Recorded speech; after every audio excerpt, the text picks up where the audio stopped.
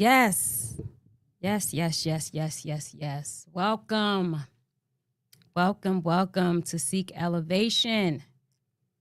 Or should I say, welcome to the Seek Elevation experience with yours truly, attorney Ella Keisha. Yes, I am an attorney, but I'm not your attorney. So everything that we talk about is nothing that deals with the legal is legal advice. They're gems. It's information, it's empowerment, it's education for you to take, for you to know and to grow with. But this is where real issues, real people, and real conversations take center stage because change does not happen in silence. From sports and entertainment to business and community, we, we break down the truth, we spark meaningful change, and elevate voices that need to be heard. In this space, however, we don't just talk. We empower, we inspire, we challenge the status quo. We take the information that we go back and forth on and we do something with it. We act, we execute. So, whether you're an athlete, an entertainer, a business leader, or someone just striving for a better life, these conversations are for you. And I do my very best to make sure I talk about those real issues, real people, and real conversations to help us grow no matter what industry you are in. They're all interconnected. I'm excited about today. I am really excited about today. I'm going to have some guests on after I do my little spiel when they enter the room. I will bring each one of them up on a stage. They're going to add amazing dialogue to this discussion. And our topic today, as you have read, is hustle versus legacy. Are you chasing success or building something that can last? That is a question. That's a question for all of us. We all are there or been there. I always say you only know what you know. You only know what you know. And in the beginning, a lot of times, most of us at least, I'm speaking about, we know to chase those things that can just help change our life. Even a little bit. We're chasing those things just to have a little bit better life. That's what we knew, right? Nothing else attached to that. Nothing more, nothing less. But it's time to break those old thinking patterns and habits and to shift our mind and re-ask ourselves the question, are we chasing success or building something that can last? Now, we do know the word success can be defined by each of us in different ways, what success means to each and every one of us. But however we define that word success, the question is, are you chasing that thing you define to last? Beyond you? Or even if you hear something was to happen, would all of that success dissipate? Or would you have legs to stand? And that's what we want to talk about. What does that look like? How do we get there? And for someone who works with, not just even work with, but around a vast amount of people, different types of people, I'm grateful I get an opportunity to see people of all walks of life that have helped just even shape my thinking, right? Sometimes if you're not in the room or rubbing elbows with certain people, you just think, certain people just got it and certain people just don't. And the one thing I've learned, I don't care what it looks like or who looks like they all have it. There's something there left to learn, even for those individuals who look like they all have it, or they can lose it all because they more than likely was chasing something not to last, but that was just part of the hustle. So I wanted to talk about that. Legacy builders, differentiating between just short-term success, long-term impact, legacy building, long-term success as well, not just long-term impact, but long-term success. And some people might say, well, it's long-term success, but is it long-term impact? Is it legacy building? What does legacy building mean to you? Well, of course, I did some research. Anytime I talk about certain topics, there's a little bit of research I like to do so I can put some facts in there with my opinions that are formed from my experiential learning.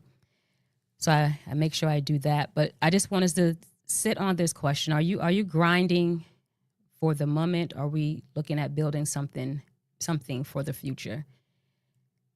And a lot of times, a lot of us say, I have no time to think about the future. I have to think about now. But every present moment is the now. And just like sometimes we'll say, we don't want to live paycheck to paycheck. Well, sometimes we're living breath to breath.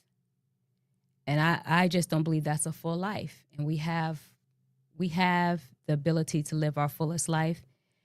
And we have the ability to not just do that in silos. We have the ability, once we create, or those who can tap in, to bring others with us. That's what I believe we are created for. And that's why I use my platform to do that. I want to bring other people on here. So you don't just always hear me, to help us build a community that is looking to change. All right. So for the research, I was looking at how many millionaires are, worldwide. And I found that there are approximately 58 million millionaires worldwide and 2,800 billionaires worldwide. That's a vast difference, right? That's huge. That's huge. But even when I looked at those numbers, I was beginning to think, there's a lot of millionaires that we obviously heard lost it all. So even out of those 58 millionaires that I see now, those numbers will change because not all will manage to keep their massive wealth. And that part, okay, right? That's what I was thinking to myself. Because the question is that deemed success with having multi-millions, but not something to last? If I lose currency, if I lose it for whatever reason, a lot of things have happened where people lost their currency, not just from blowing it or financial crisis. Some lost it because of fraud. Some have lost it because of bad decisions. But who's able to bounce back? If I just hustled for currency and lose it, then I have nothing and I start over. But if I built something to establish legacy, then I can use those things. So for example, intellectual property, that's used. There's things that you can own. You are intellectual property, your name, your image, your likeness, things that come from you. Establishing those things, but also connecting yourself with individuals to learn, what can I do with this thing that I established? Because it makes no difference to own something that you don't know what to do with. But once you own it and you learn what to do with it, now you're building something that can last. Now you're building what's called leverage. So whether that's in real estate, so we're talking about real property, intellectual property, like I said, your name, image, likeness, any type of content, things that you can build. And of course, personal property. You can make some investments. Some can be more riskier than others, but you can invest in some personal property things that can help your money make money. When I was doing my research, I ran across a woman. Some of you probably heard of her. I did not until I was just looking at some research. Elizabeth Holmes. And I pull her out because one of the things that we always say is, if I just had this, everything would be fine. If I just had this, what Ella Keisha's talking about, I don't even have to listen to. If I just had X amount of money. Well, Elizabeth Holmes, she became the youngest self-made female billionaire in 2014. And I'm sure no one knew at that time that she'll lose all of it within a year. Yeah, you heard that correct. Billion with a B. How do you lose all that? If I just had, I wouldn't have to listen to Ella Keisha. If I just had $1 billion. Well, Elizabeth Holmes did. She founded a healthcare technology company. It was aimed at revolutionizing blood testing. Her company was actually dubbed the Apple of Healthcare. And she had a device that could supposedly run hundreds of tests using just a few drops of blood, which would make testing easier, cheaper, and more accessible. Well, in 2015, the reports revealed that her company's technology didn't work as promised. Instead, she was hustling.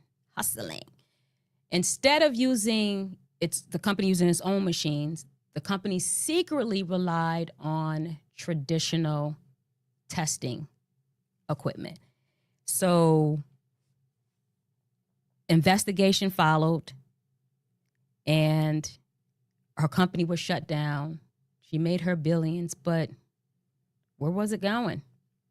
What did she do outside of the hustling? Sometimes we can get caught up in hustling. We don't have time to think about other things. We're in a hustle mode, and especially if we're hustling from a position of fraud, that money's moving around all different types of ways to hopefully keep things going. But after the investigation and her being sentenced, Forbes subsequently went from posting her net worth from $4.5 billion to how much do you think? $0. That's the hustle mentality. If I only had, I would do. We're always all different, right? We can go down a line of a list of different athletes. We always talk about athletes who make multi-millions and later on have nothing to show for it. We talk about that all the time. So I didn't have to do any research on that. You can go find anybody, type it in. I'm pretty sure you'll have your pickings. But it's happening with, of course, business owners. But one entertainer, I do want to talk about one entertainer, only because this person is, in the news. Not in the news. On everybody's social media. Even my algorithm. I don't know how my algorithm is set up like that to have this person on it. I thought algorithm was supposed to be based on. Anywho, 50 Cent, a.k.a. Curtis Jackson. I want to make sure I did go live on Instagram. I'm managing two things here. Okay. Hello. Yes, I do see you. Thank you. I see you on Instagram, Auntie Ree.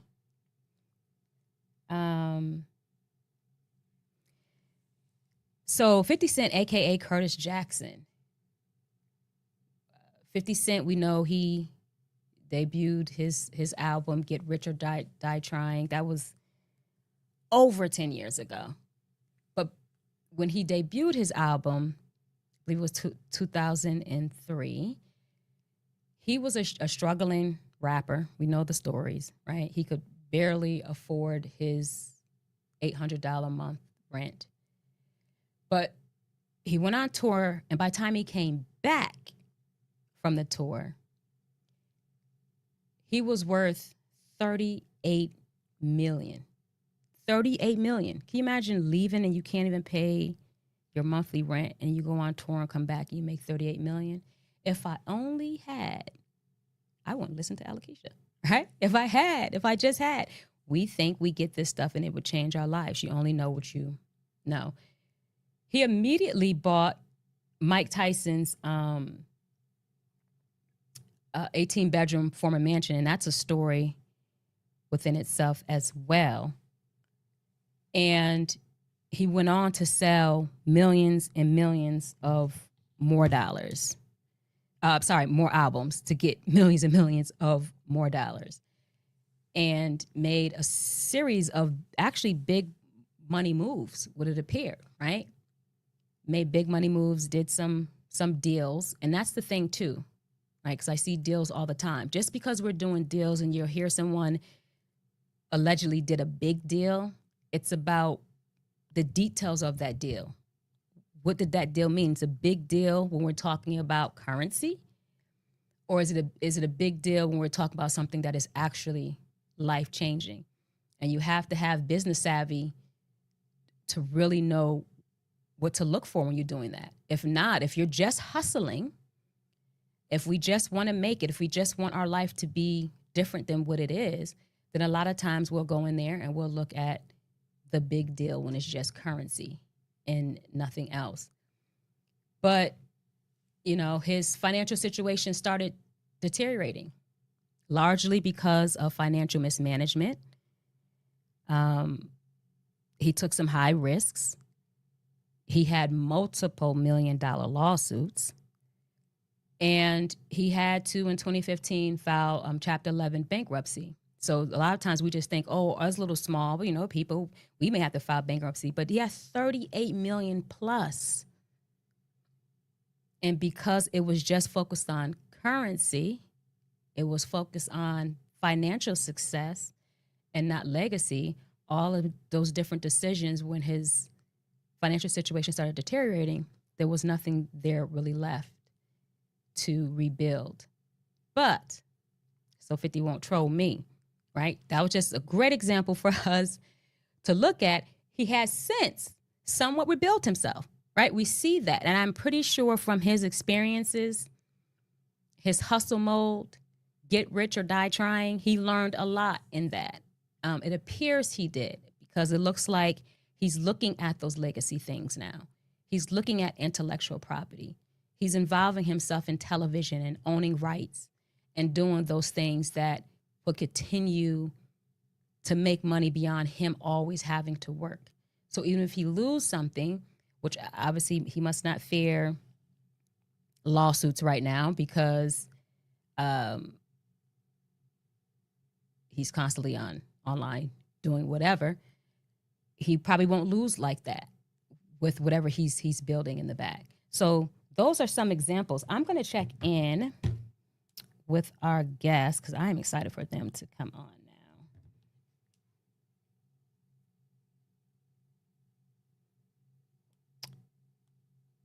This is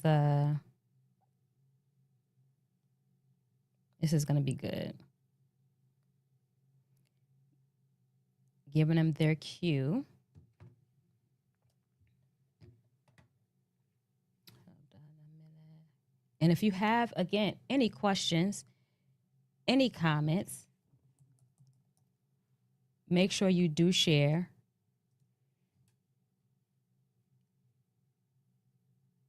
I do have a message. I'm sorry. Hold on. Let's see. They said they're streaming up, but then let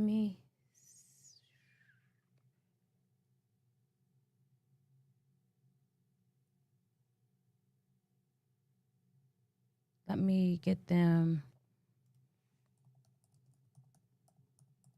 in here.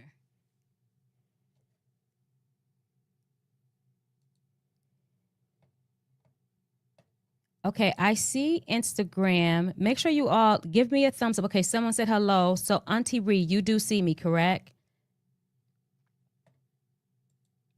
Because our guests said they are waiting. Let me go out. Let me give them this.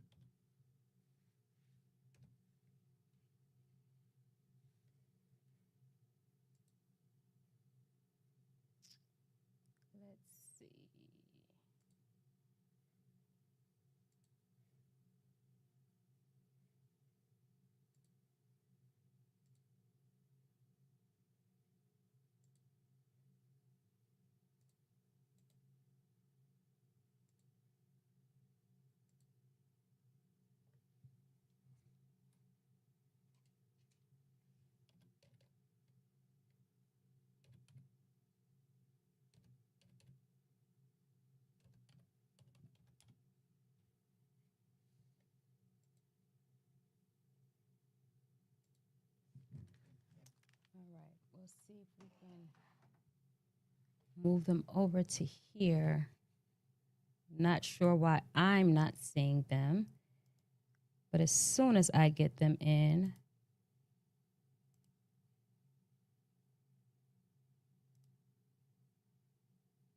I will bring them on the stage. That means this is some powerful information. Enemy, you are a lie.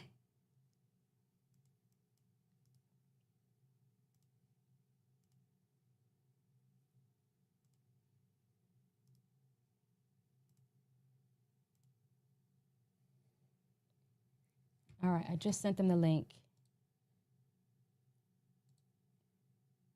See if they're coming in.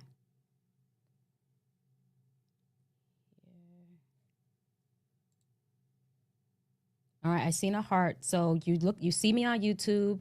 I do see Instagram. You see me on Instagram. You could only have, I see you. I see yours. Yeah. So the app. Yeah. So I see you, Rod.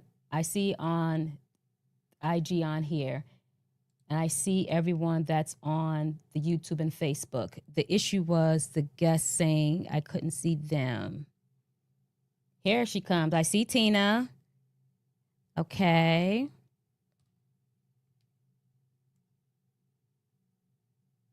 Let me make sure I...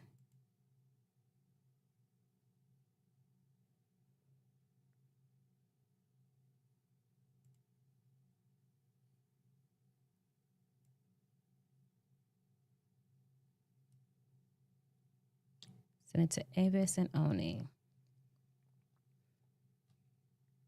Okay, while we wait on the other two to come in, I'm going to go ahead and introduce Tina.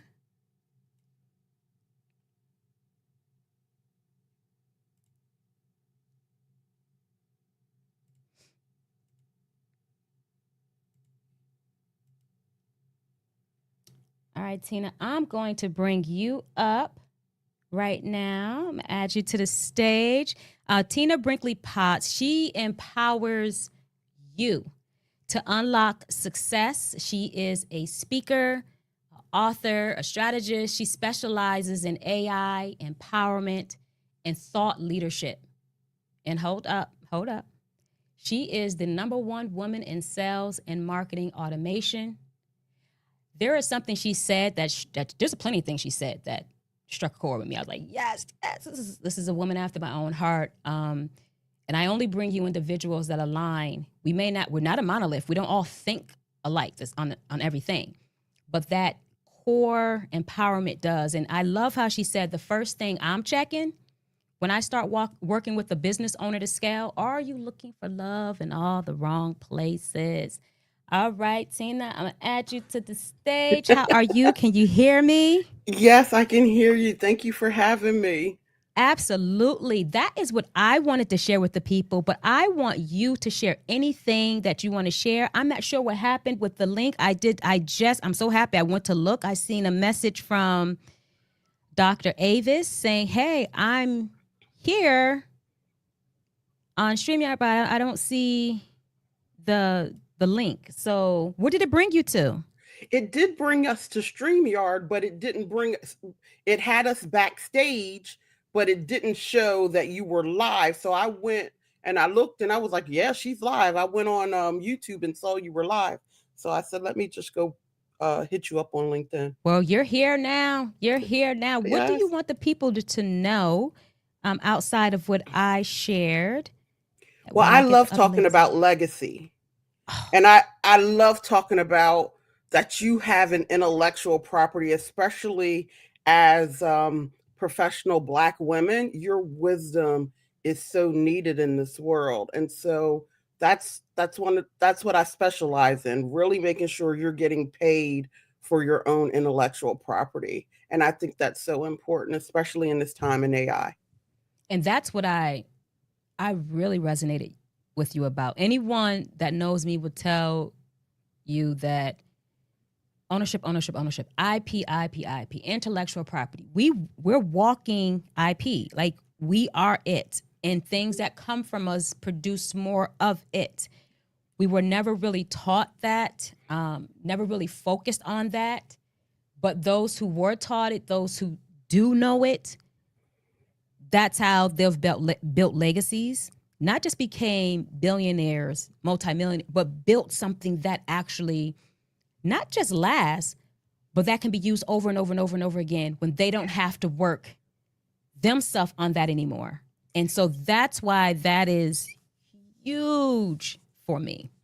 You know, you were talking about 50 Cent, and you talked about before he went on his tour, you know, he could barely pay his $800 rent. And when he came back, he was worth 30 million. You know, when we really begin to break that down and understand it, it wasn't 30 million in the bank. It was that his earning potential, right? They started, you know, when you go and see all of these big companies get these valuations, right?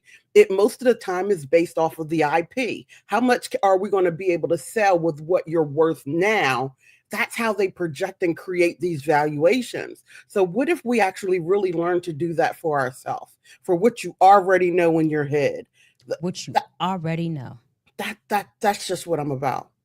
All right, the other two ladies here, so I'm going to introduce so we can start banging on this conversation. Okay, we have Oni Holly Brown coming to the stage next. She is an accomplished lawyer and executive coach.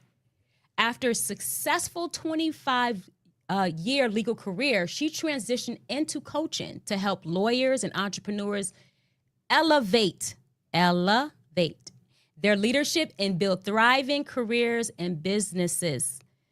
As CEO of Strategic Breakthrough Coaching, Oni empowers high achievers to create success on their own terms. And I'm going to tell you now, I am a walking, living testament of it. So this is not just words. Like she said, high achievers. Sometimes it's hard for those who empower, those who, you know, on certain levels to find someone else to continue to help level them up. We all have it. They're there because we all need it. You always are learning, and you have to put yourself around the right people to continue to excel. She did just that for me. I came to her when I was facing a challenge, something I was stuck with professionally that was affecting me mentally and emotionally and personally. I know a lot of times we say separate personal, professional. It affected it all. But through her very unique coaching, she didn't just give me the answers. It was guidance, and you already have the answer. And she used her holistic technique of how do you tap into you to pull that out. And honestly, less than 30 days, I pulled that completely out and built another situation with IP, a trademark course. But we'll get into that later. She's exceptional. And like she said, entrepreneurship can be a lonely journey filled with challenges, uncertainty, leadership growth, scaling pains, but it's also full of endless possibility. I'm going to bring Oni to the stage right now. Hello, can you hear me? Yes, I can. Good evening. How are you? I am awesome now that I found you all. I looked over after I did my little spiel that's only usually about 10 minutes. I was like, there's no one. So I knew something was wrong if it was one person. But when I see no one, I'm going to find my ladies. Where we at? I'm going to let you share something else with the audience that in addition to what I already shared, but I'm going to bring on Dr. Avis Jones DeWeaver before we do that so we can get you all in since it's already 7:29. Woo. Dr. Avis Jones DeWeaver, 7-figure entrepreneur who teaches Black women how to scale their coaching and consulting businesses like a boss. CEO of the Media to Millions, media monetization mentor, political commentator, award-winning author, international speaker, and race and gender empowerment expert. She is all it wrapped up. I love watching her fiery commentating. It is like uplifting. It is direct. It's unapologetic. It's not what you want to hear. It's what you need to hear.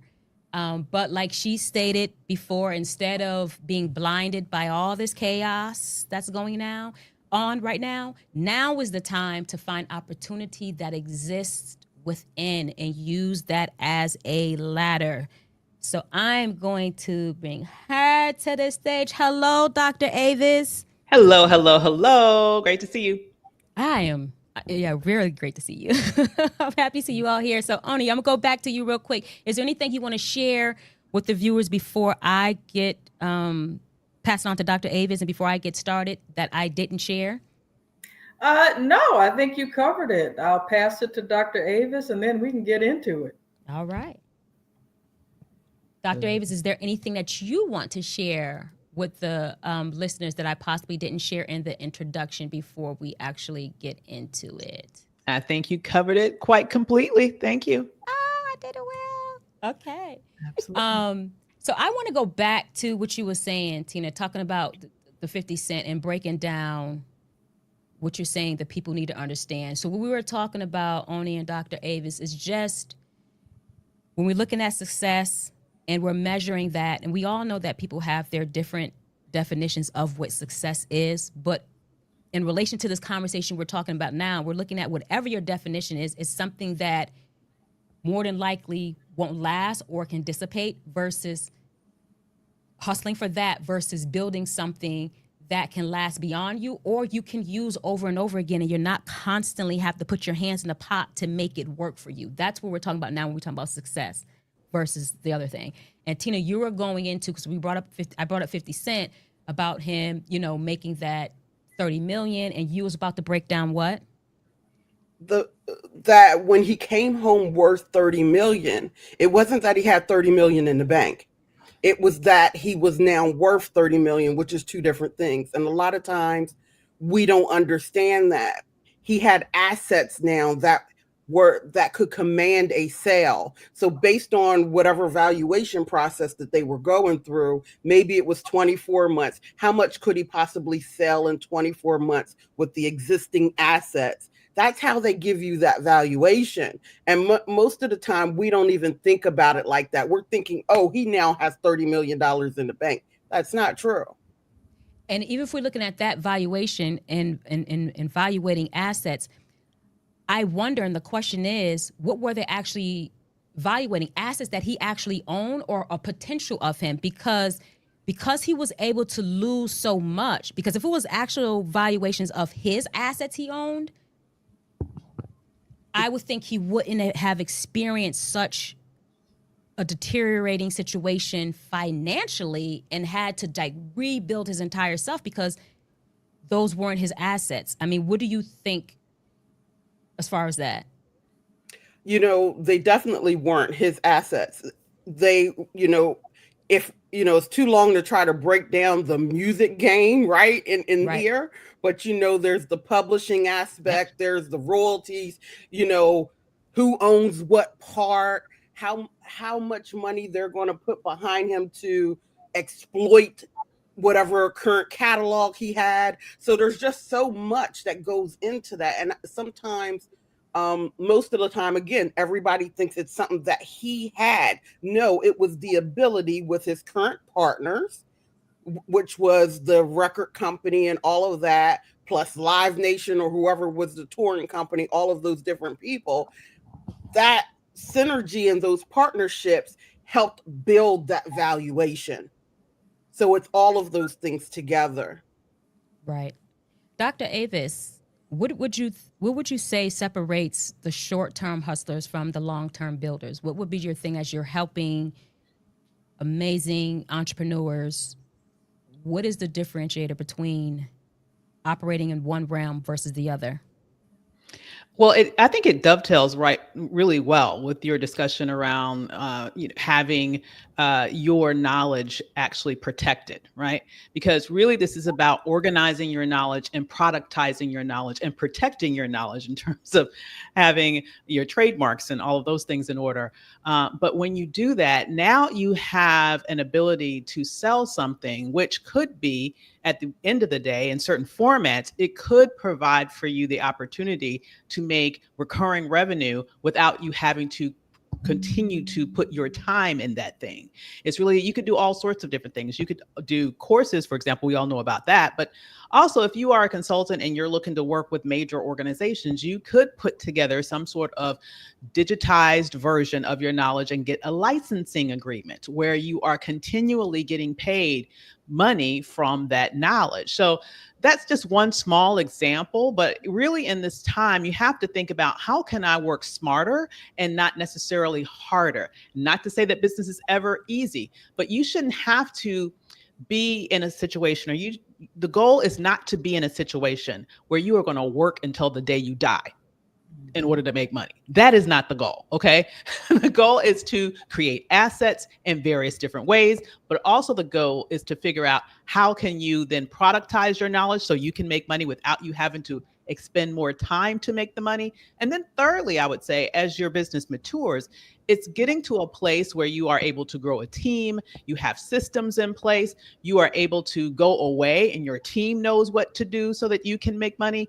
The last thing that you want is to have golden handcuffs where you're not making money if you're not the one selling, if you're not the one delivering on the other end, if you're not the one doing all the things, spinning all the plates. You have to get to a point where your business can produce money without you having to be in it on a day-to-day basis. That is not an instantaneous thing, but it should be a goal.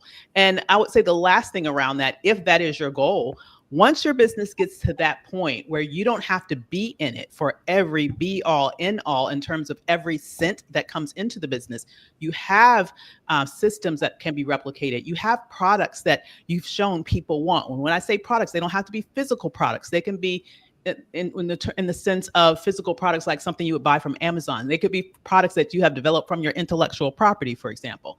When you have those things in place, guess what? Eventually, if you want to, you can exit your business. You can then get a very strong level of money, like cash in your account that you can now live off of. And it kind of relates to that valuation point that you all were talking about.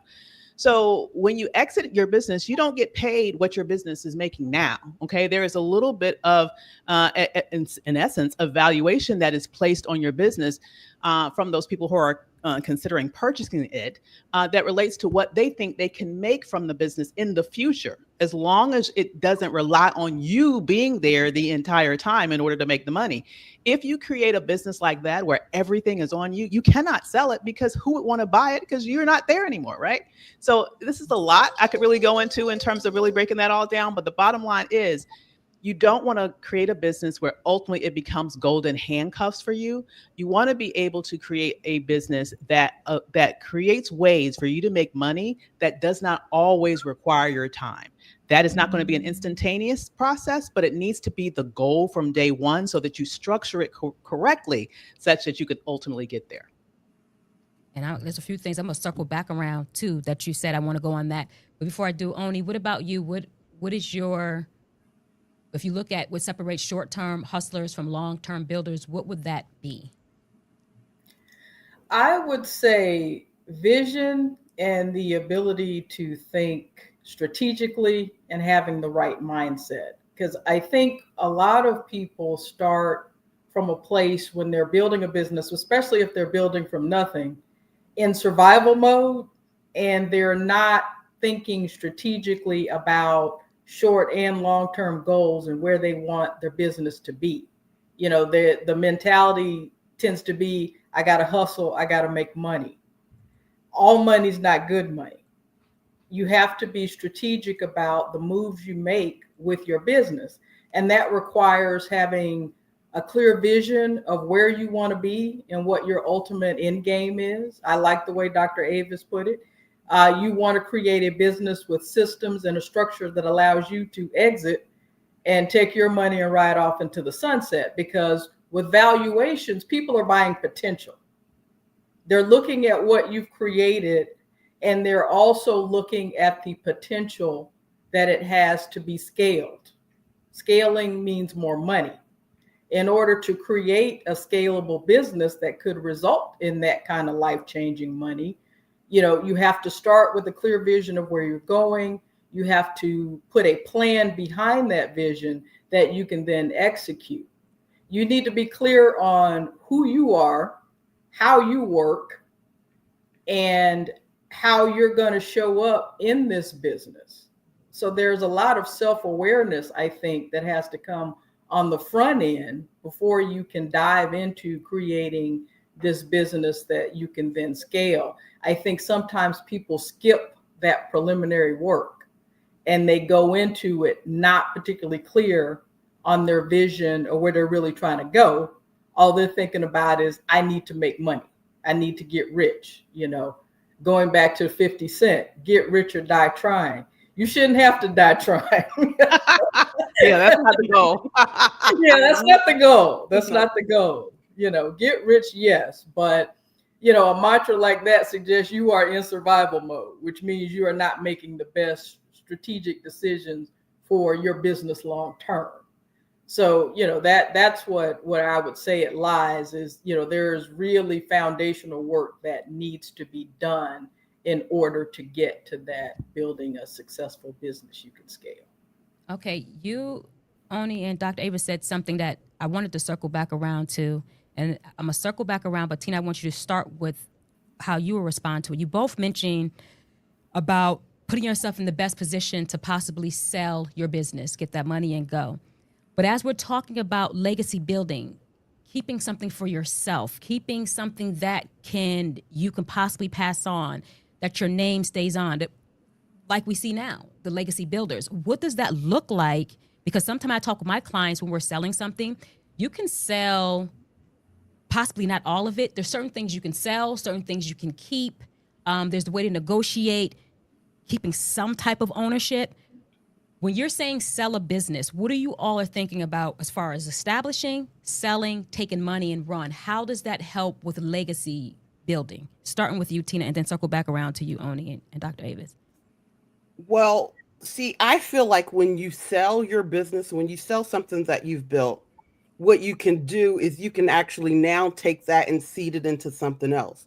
But most importantly, when you've built a business, you have that intellectual property of how you did it. And a lot of times we've increased, we've done something so spectacular, but we haven't documented the story. Right now, I'm big into documenting the story. Whether people know it or not, like every single one of these networks are looking for stories of people who've done something. So you take and document your story, and then you learn how to leverage that. As Dr. Avis was saying, I just did a licensing deal yesterday. Like every time you turn around, our stories are worth something. But if we do not document them, we are in a dangerous time where they can actually get lost because of AI. AI regurgitates information, and a lot of our stories aren't documented. So can you imagine you go in and you search, if you are trying to use AI as a search engine right now and you put your story in, it's not likely to be found. So if we don't start looking at legacy that way, I feel like a lot of the things that we've done are just going to keep getting buried and buried and buried, because that's what technology can do. Oni? Well, I think legacy, much like success, can mean different things to different people. And I think one of the main questions that a business person needs to ask themselves is, what do I want to leave behind? Mm-hmm. Is it a blueprint for creating a successful business? To Tina's point about documenting your story. Is it leaving a blueprint? Is it passing a business on to the next generation? Or is it cashing out and scaling on to the next business? So I think you have to decide what specifically your legacy is going to be, because that's kind of, each of those takes you on a different path. I do think regardless of which way you go, documenting your story is important, but you do have to decide what your end game looks like. What do you want to leave behind? And then plan accordingly.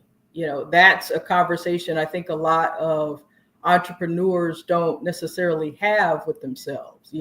I want to build a business, but I'm not thinking of it really in terms of what is my end game, and am I doing the things along the way in the creation of this business that positions me to achieve my ultimate end game. Dr. Avis? Indeed. Here is what I'm thinking when I hear that question. I'm thinking of a couple of different things because I have personal experience with this in a couple of different directions. So my father was a very successful entrepreneur. He had a lumber company. He used that lumber company coming out of actually sharecropping to be able to provide jobs for all of his brothers, a couple of other dozen people in the community. It's historic in what it was able to do for home ownership for Black people in North Carolina. At the time that he started his company, Black people wanted to own homes, but honestly, white people didn't want to sell them the wood to build. So he had a historic company. But as beautiful and as magical as that company was, that is not the type of business that I saw for myself growing up leading. And that was not the case for my sister either. And so he sold it and lived a very comfortable retirement. I think that sometimes we have to realize that sometimes our children, honestly, don't want the business that we have, if we're going to be perfectly honest with ourselves, right?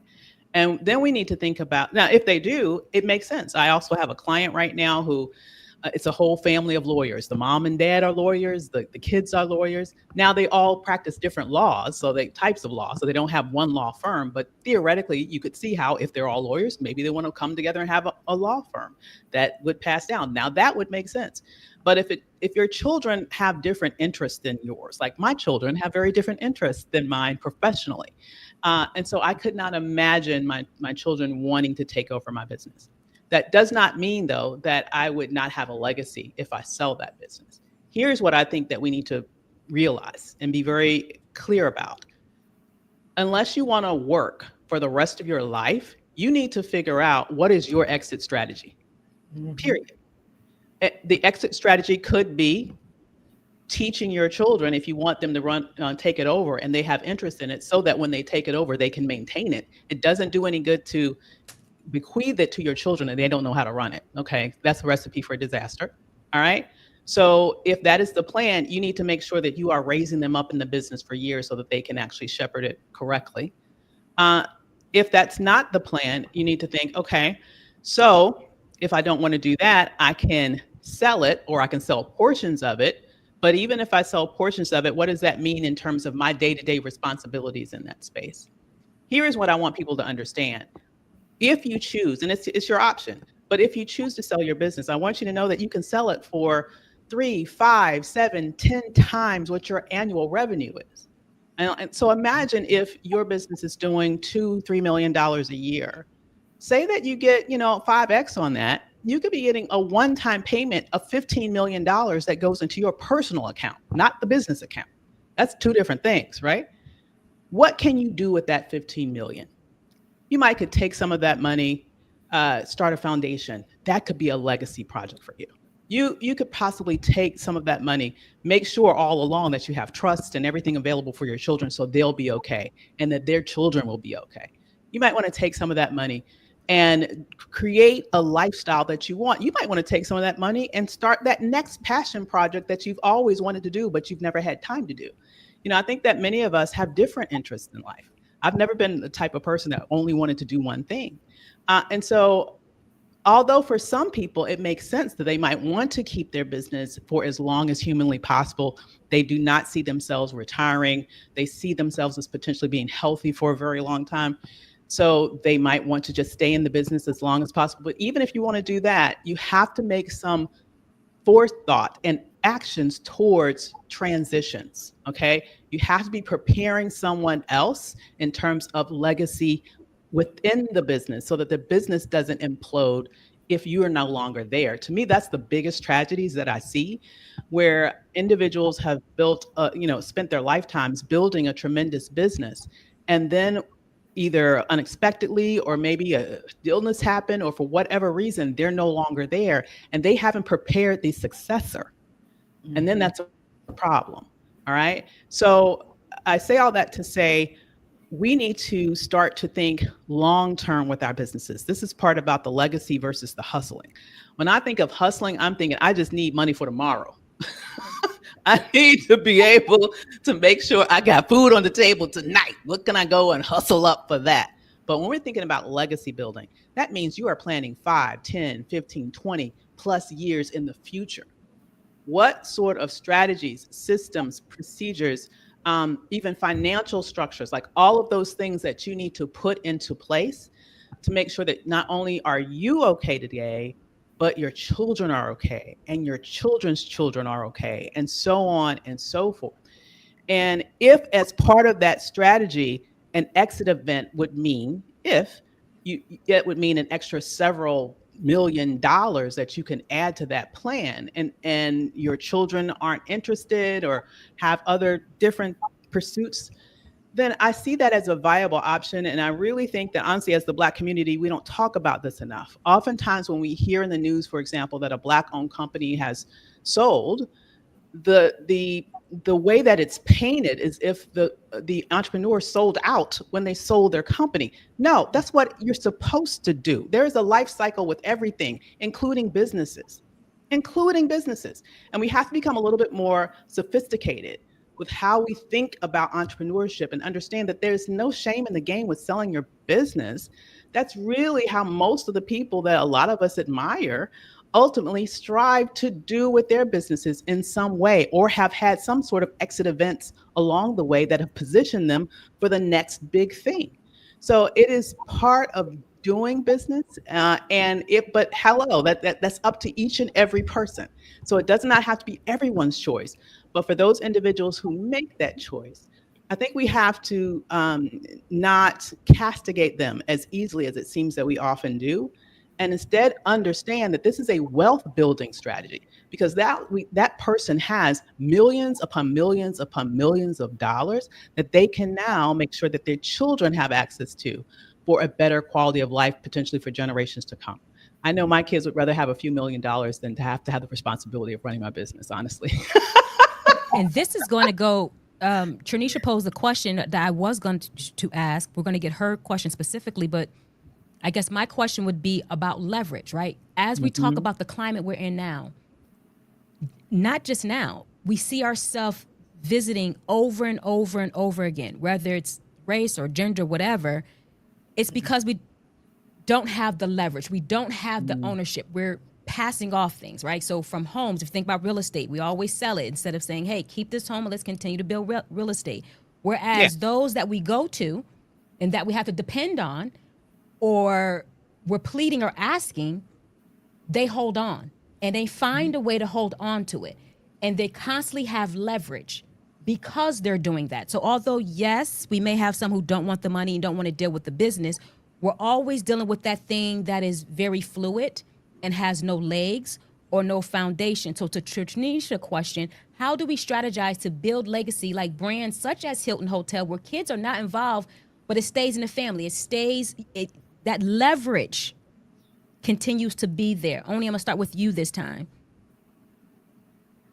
Yeah, so this goes back to what we were talking about earlier about strategic thinking and planning for your business. And I think now we're starting to see more entrepreneurs consulting with the right subject matter experts to help them structure their businesses in ways that allow them to build real legacies that are going to keep going far beyond their lifetimes. And, using Hilton Hotels as an example, that is the product of generations of careful planning and succession planning in particular.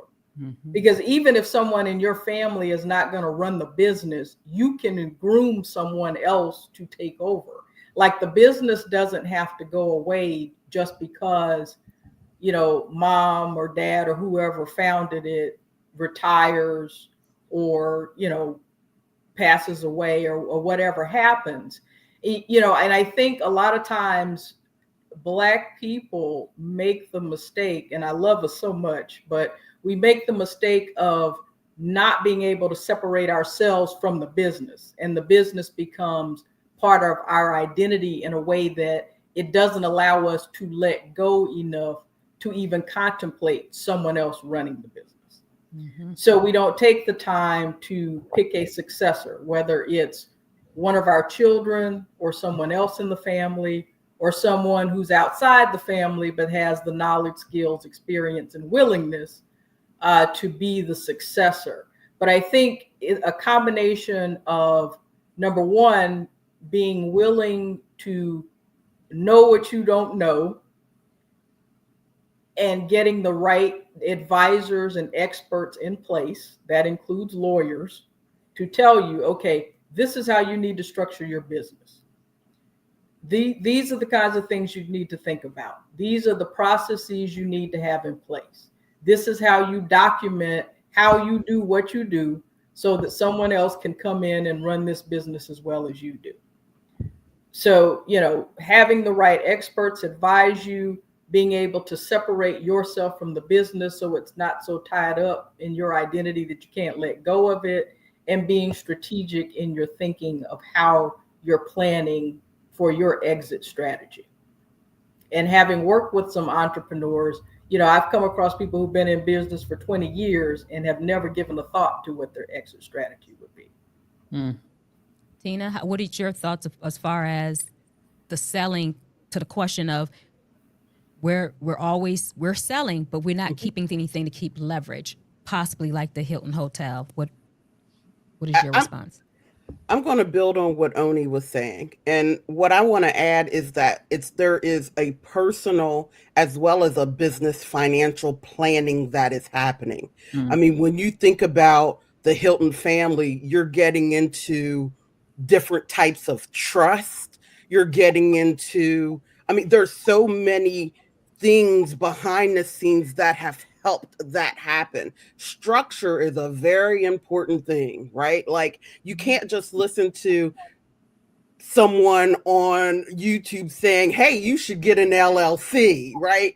And expecting that is the way that you're going to build something like a Hilton Hotel, because there is levels of structures that are in that.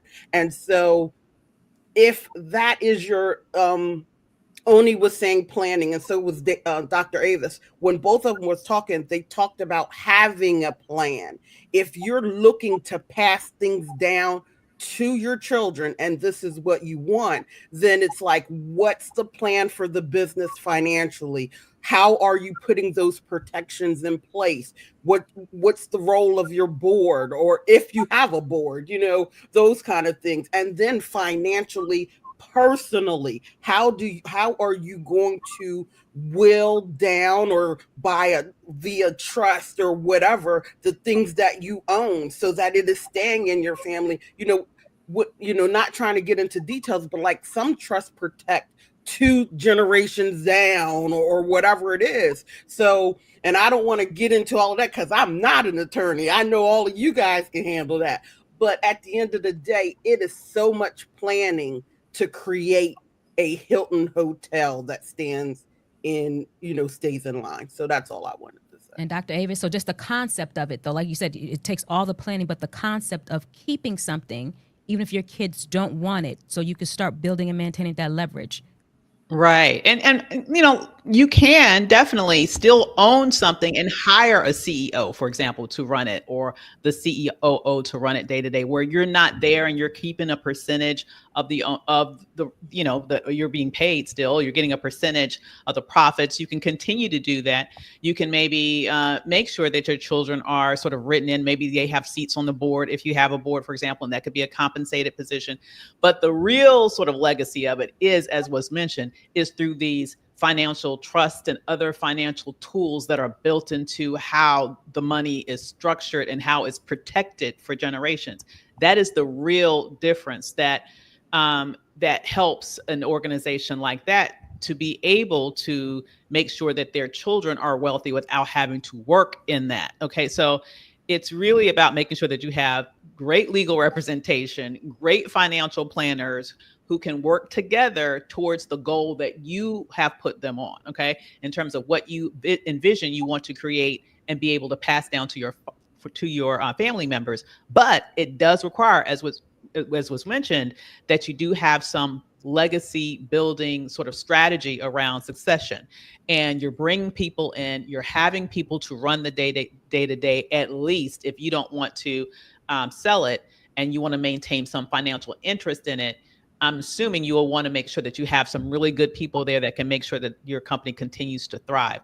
I will say though, because you raised this issue of real estate and land, I'm not at all advocating that you should sell land. I see these as very different things. I still have land in my family that goes back generations, and we have absolutely no plan to sell it.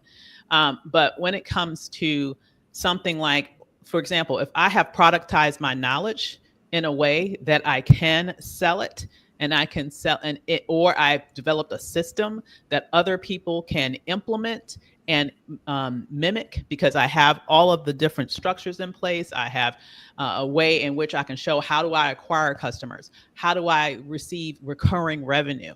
How do I do these things? And then if other people can see, hey, that makes sense, and I can see how I can scale it, I can see how it's not completely dependent on you being there, then it puts you in a position where if you do want to exit, you have that option.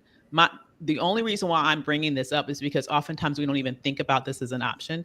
And I want to make sure that we consider all the options that are available to us as entrepreneurs, and not just feel like we have to be, a lot of us just sort of stay solopreneur.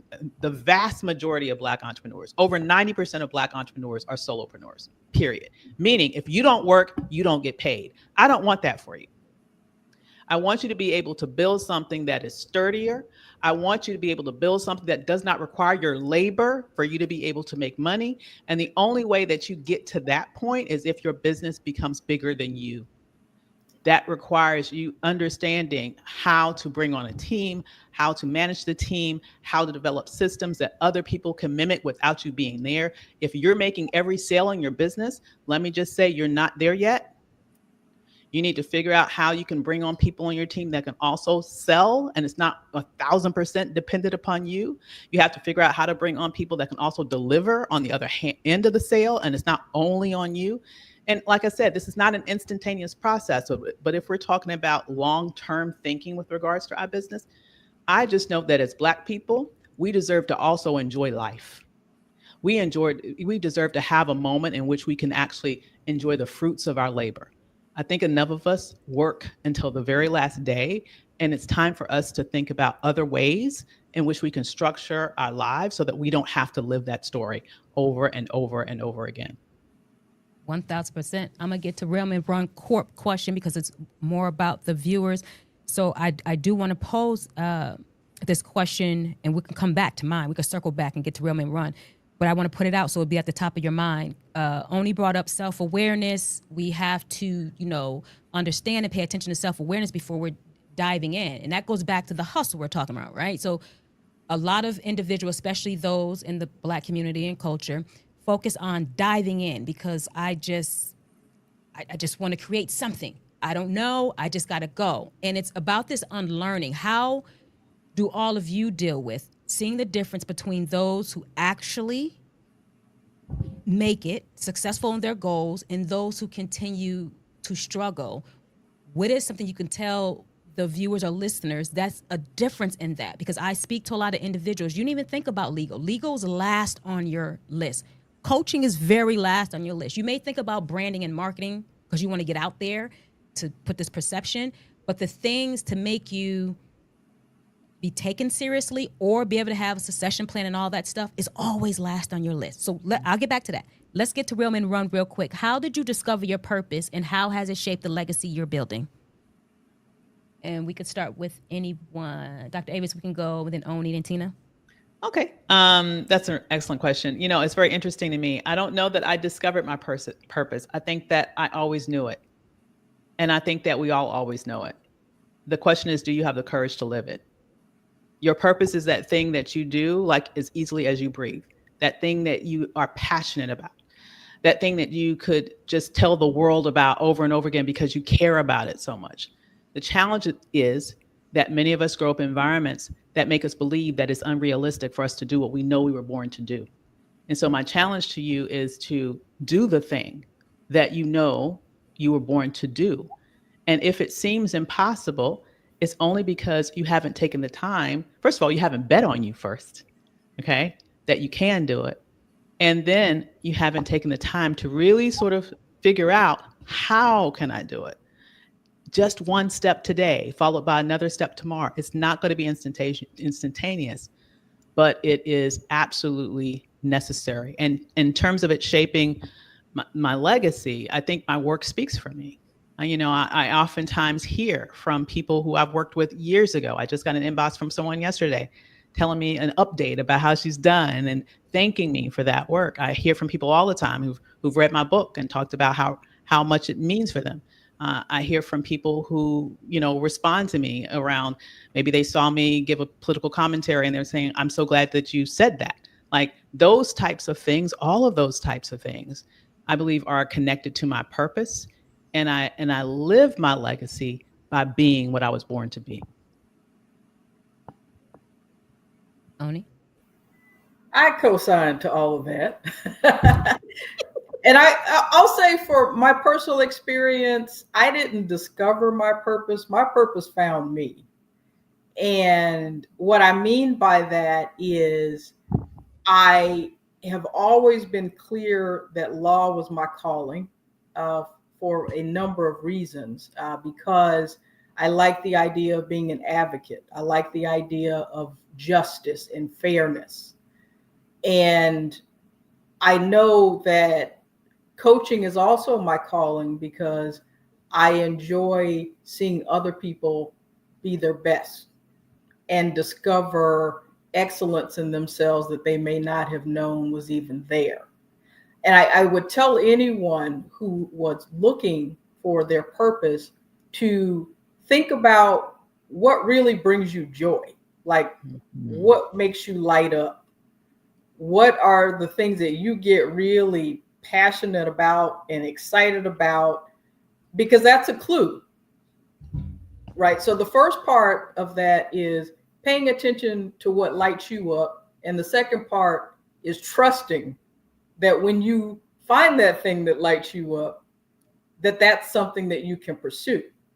Like Dr. Ava said, is that sometimes we know what our purpose is. We know that thing that lights us up, but we don't trust ourselves to pursue it because we're not in an environment that supports what we do.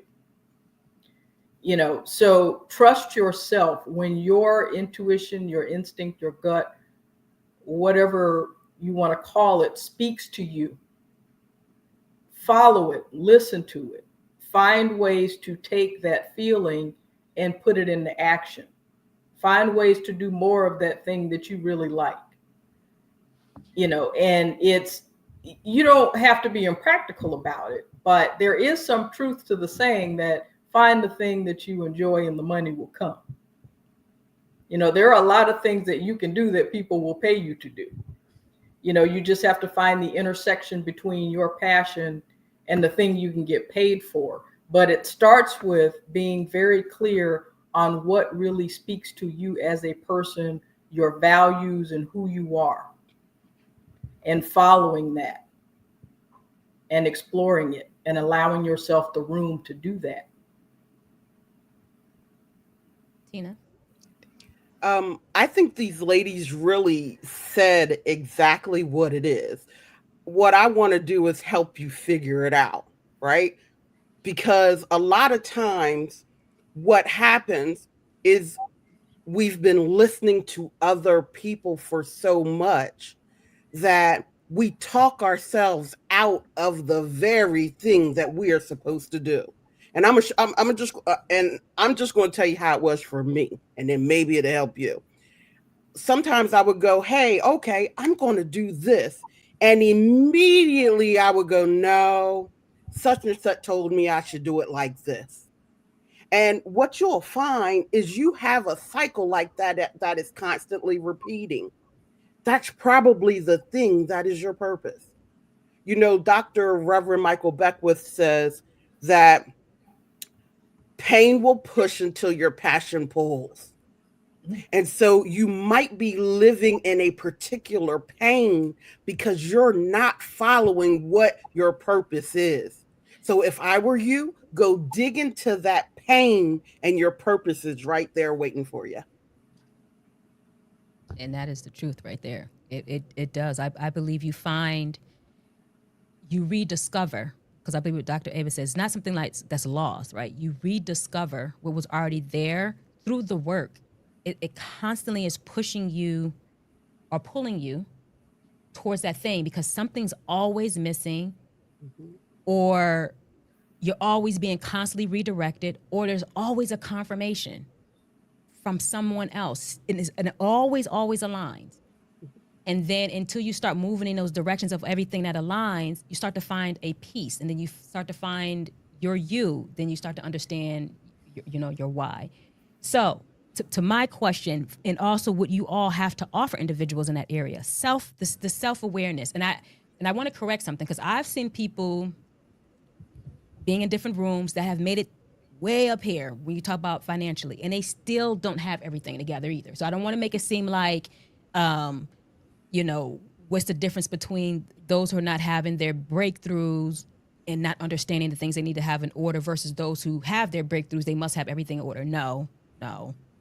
But collectively, what have you all seen the difference between those who just dive in, like you said, and they follow those other entrepreneurs who made it, advise them, just get started, and they don't have that self-awareness, versus those who you help move up or you seen scale up? What is the difference between that self-awareness?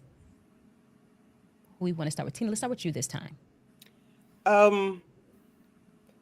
So no matter which way they started, whether they've dived in or they had a plan, I think it's the person that come back to understanding that there's a life cycle for everything.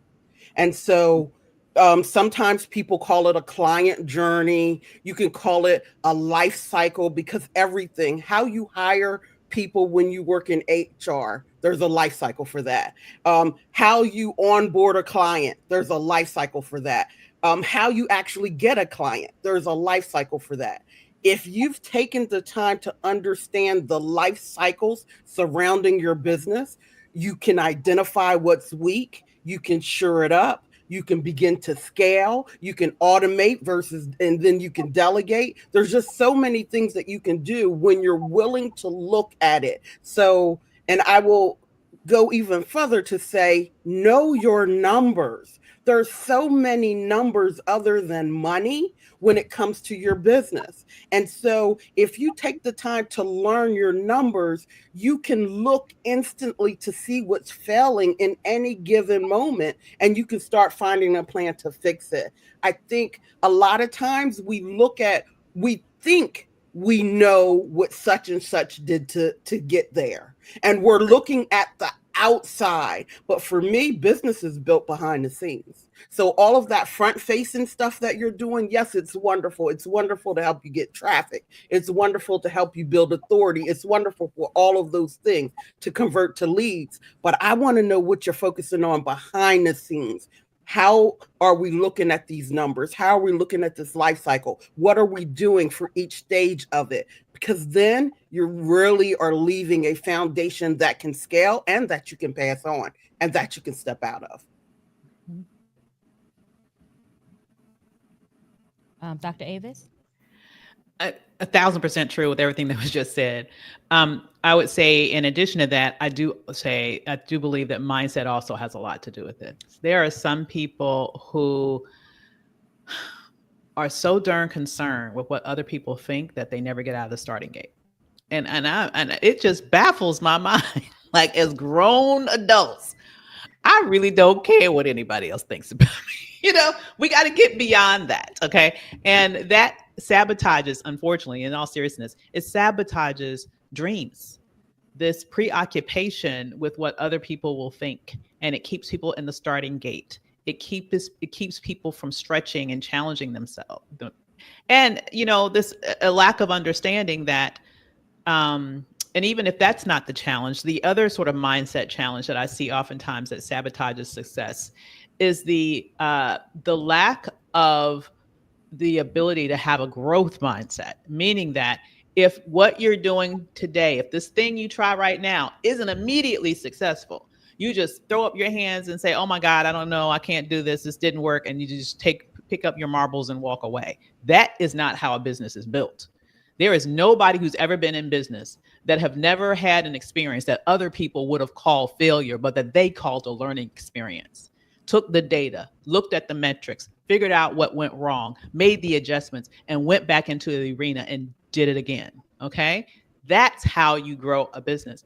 For those people who have a very unsuccessful experience in any way, shape, and form, and then all of a sudden decides that they will never try that again, or they're not going to do that again, that to me is a huge saboteur of success. You have to develop the mindset that as an entrepreneur, you're almost like a mad scientist in a lab where you're experimenting all the damn time. This is an experiment. Nobody actually knows the future. Okay.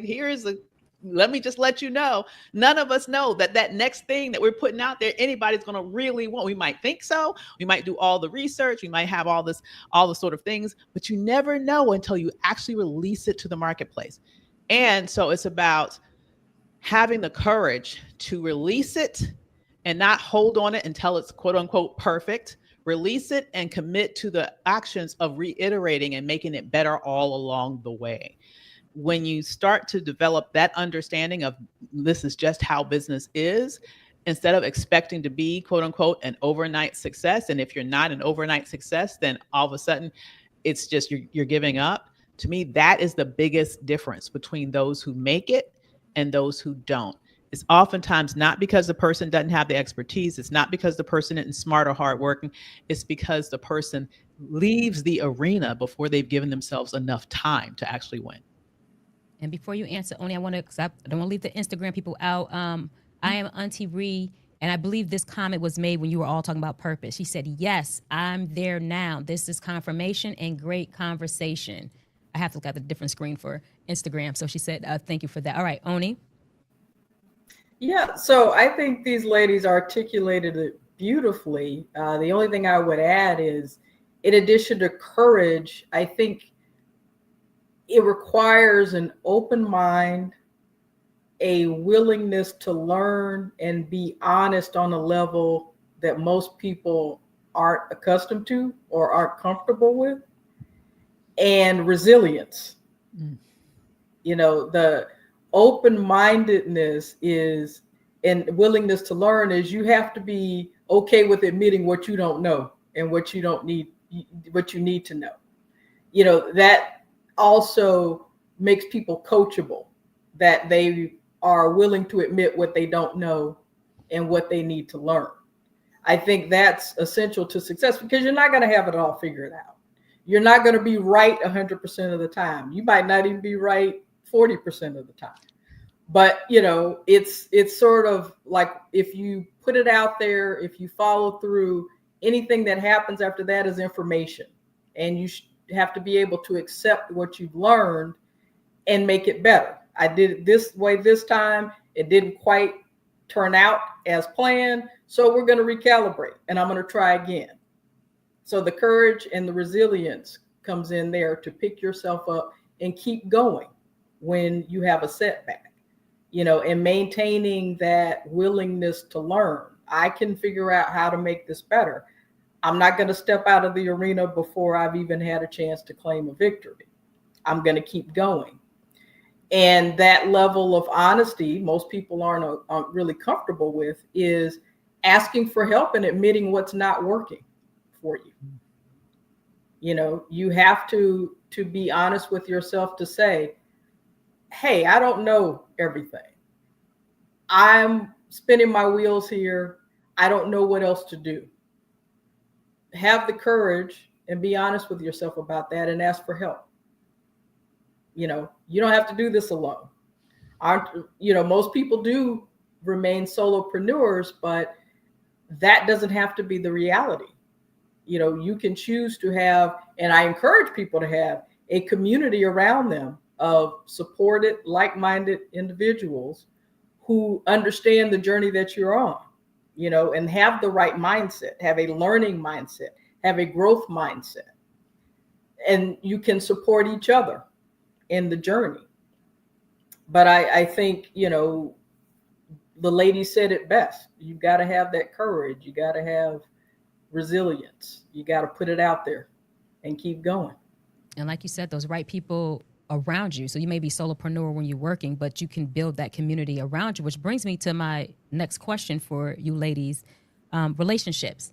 Hence the reason why I have you three together, because this is more than about, just asking questions, answer questions, putting you three ladies out there, because I believe relationships are very important. For me, I build Rolodex, so when I get those phone calls, I know someone to match them up. We have three dynamic women on here, three different ways of looking at. There's always someone that fits your pocket. And I believe relationships, for me personally, is even more important than money, because that money comes, but the relationship have to be there to help attract that or move in a direction for that. So the question to you, do you all feel, and if so, are relationships more important than quick money?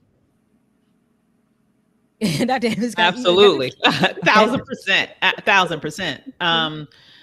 We all heard that saying, your network is your net worth. And it's 1,000% true, because it is oftentimes relationships that get you in the position to be able to have access to opportunities, especially in a market like this. Honestly, especially in a market like this, where the buyer is being a lot more deliberative before making buying choices. I don't care what sort of business you are in, the conduit to getting the contract or the conduit to getting the sale oftentimes is related to the quality of the relationship that you have built and nurtured over time. So absolutely, you can, money comes and goes, but relationship is something that can last forever and can be much more valuable in the long term. That can be, in essence, that conduit to that long-term access to opportunities that can bring long money, not just the quick money that comes today and goes tomorrow, in terms of something that you can quickly get because it's not much depth to it. I think if you focus on building the relationship first before the sale, see, there's a lot of entrepreneurs out there right now that's all they count is how much sales they got, the revenue that they generated. And that becomes a problem, because if you built the relationship first, the lifetime value of that person, like, you might not be measuring that. And that could change your business like that. Mm-hmm. So relationships are always key for me. And I'm always looking to build relationship first and foremost. As you said, money comes, working in excellence helps that, right? Mm-hmm. Like being in the right rooms helps that. But those relationships, those people who know that they can pick up the phone and they can call me, and whether I have what they need, I'm going to find somebody to refer to them. They know that when we've built a solid relationship, and that has served me well. And it will serve everybody else when they start thinking about it like that. Absolutely. Absolutely. Relationships are currency, but they don't have to be transactional. And I think people often make that mistake. When I build relationships with someone, it isn't necessarily with a particular goal or objective in mind. Like, if I meet somebody who's exceptional at what they do, that's somebody that I want to get to know. And I think of it from the perspective of, okay, that's someone I would send business to, or that's someone I would recommend for a particular engagement if I hear about something that matches their skill set. So I think about relationships from the perspective of, how can I be of service to someone else, but not necessarily with the expectation that there's going to be a payoff. But what that does is two things. Is it allows that person to get to know me, because reputation is everything, just like your relationships. And when people know you and trust you, and they understand that you operate with integrity, that's going to pay off for you long-term way more than a quick hit that you're not going to be able to replicate. Strong relationships are the things that sustain your revenue. That creates income streams, not just, a one-time payment. So when you're investing in relationships, it's an opportunity for you to help someone else in addition to growing your own business and expanding your own professional reputation. No, I love that. And I won't say too much about it because I don't want to knock no group, but I want people to hear that. Relationships, not just the relationships you make the connections with to refer out, but when you are a business owner, when you're an entrepreneur, the relationship, customer service relationship, like sometimes we use certain things that we want to pull people in the door with. We'll say certain things to get them in the door. And we think, okay, once you're in the door and we related on a certain level, I could just treat you or act any type of way. No, you need to build relationships even with those, whatever my initial reason for coming in the door, staying in that door is going to be based on that relationship, that respect, and you understanding what you have in front of you. So I'm going to speak around it like that. So I hope everyone hearing the relationship. What is your approach for building your community? Anybody could jump in on that. What is your approach for building your community? And then when you jump in, answer that, can you also talk a little bit about what you do and what you may have to offer? Who wants to start? I can start. In terms of approach for building community, it's really about being of service. It's really about understanding what people need in order to be able to achieve the goals that they have, and how can I broker that ability. But at the same time, how can I create an environment that is mutually supportive, that is healthy, that is encouraging for each and every person in that space? Because here's what we know.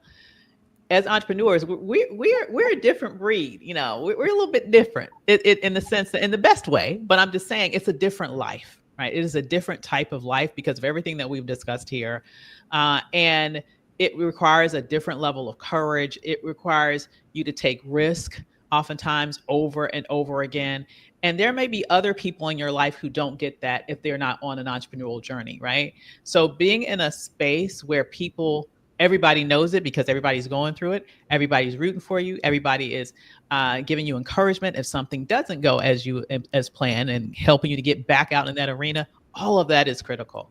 So I work with people in several different ways. I do have I have several different communities that work with people at different levels of their businesses.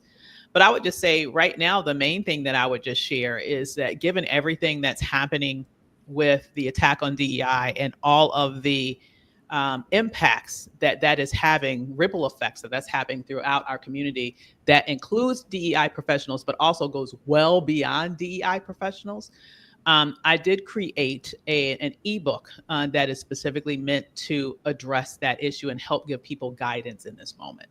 So it's called Attack on DEI, the Black Business Survival Guide. And I definitely want to be able to share that with anyone who might be interested in downloading that. It's completely complimentary, and you can get it at blackbusinesssurvive.com. You said Black Business? Yep, blackbusinesssurvive.com.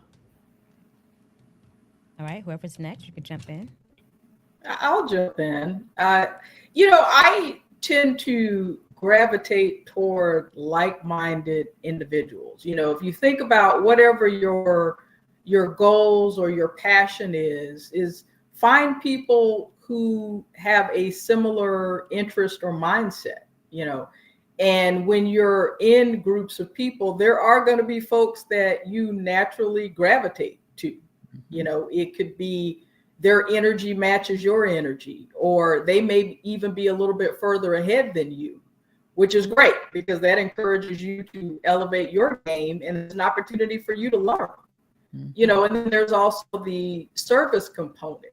You know, where can I do the most good for, the most people? Putting yourself in situations where you do have the opportunity to serve or elevate someone else, particularly in these days and times. I mean, we need all the help and support we can get, just to stay in this space and not lose our minds with all the crazy stuff that's going on right now. It's good to have a community of like-minded individuals who have similar values and who are similarly committed to entrepreneurship and building Black business and surviving what we've encountered with this current administration. Not to get political about it, but it is what it is. That's the reality of the situation. So finding like-minded people, I think, is a good place to start with building community. I like to work with really smart people and help them become great leaders. You know, that's my passion, and that's what I offer with my coaching. I work with lawyers and entrepreneurs, people who are great at practicing law or running their businesses, but they also want to be great leaders and managers of people. That's a different skill set. So I help them get to where they want to be in terms of unlocking their potential to be great leaders that people actually want to follow and work with. All right, Tina. And wait, before you even go there, Tina, you know, I see that always on LinkedIn more than anywhere, where people say, take the politics off, bring that somewhere else. I don't understand why. That is business. Like, if we're looking at any conversation we're having about politics, it is tied to business decision affecting business. I don't think that's what people are really saying when they say bring that somewhere else, is with the politics. They don't like being confronted with the hard truths. Bring those things somewhere else where I can be fine right here on this platform, because it can't be the politics is in everything. I'm confused when we say that, like, right? We have to get political when we're talking about business. Everything is there. So, Tina? First, as far as building community, I'm going to say every day I show up being authentically me. At the end of the day, whether you like me or hate me, I'm going to be me. And so in my community, first off, I'm a mama bear. And when you come into my communities, I'm giving you a safe space to find that in yourself, because you're going to need it. If you're really trying to create a legacy and, amplify who you are so you can command what you're worth, you're going to need to be able to step out and command attention, revenue, everything. So that's how I approach community building. You need somewhere to go that's a safe space? Join us. The people that I'm looking for right now, what I would say is you've done something. I don't care what it is. Maybe you were on your job for 20 years and you know the best way to run an HR department, or like you've built a business to 7 figures and you have Bush's baked beans secret sauce. I don't care what it is. If you have something, I want to help leverage your intellectual property and show you the multitude of ways that you can get paid from it. I want to help you document it so that you can definitely leave that as part of your legacy.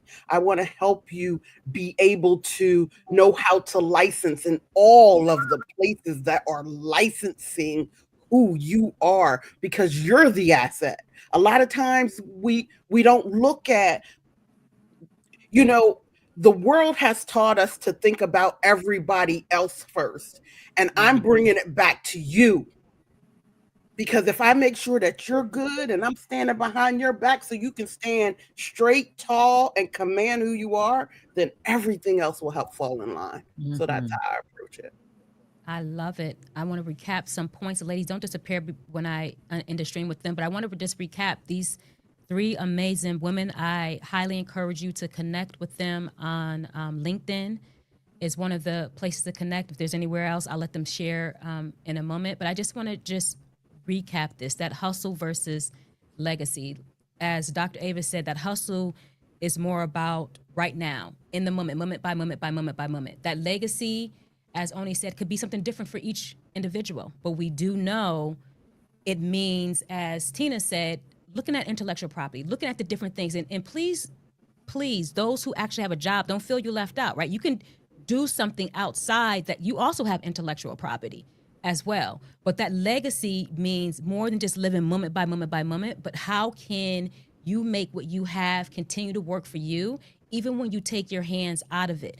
That may mean selling something, building from your genius that no one else can mimic, and you create those genius things for other people to use, that can mean building something, keeping it, but understanding and learning that you have to become self-aware on what does that mean, having a succession plan. Learn everything about what you're building in order to pass it down. We always talk about passing down a legacy. Well, if you don't have legs, there's nothing to pass down. It just all crumbles. So really understanding what you actually have, documenting processes, however that may look, to pass down to someone else. Because if you're gone in a flash, it's all gone with you anyway.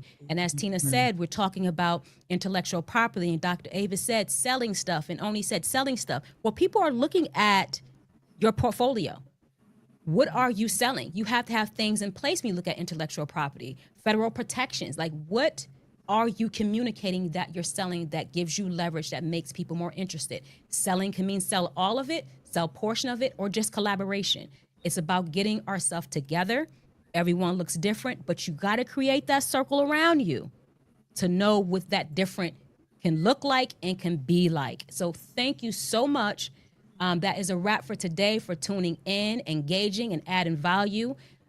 This is intellectual property. There's going to be those who view it now will continue to hear and listen. So all three ladies can continue to get individuals hopefully connected with them.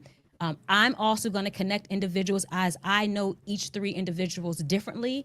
And I know those who come to me, what would be a great match as well. So remember, the more you know, the more you grow, the more you learn, the more you earn. But when you share, you show care. Don't keep this knowledge to yourself. Spread the wisdom and let us elevate together. So until next time, keep striving, keep growing, and most importantly, keep seeking elevation, peace, and progress. Don't go anywhere.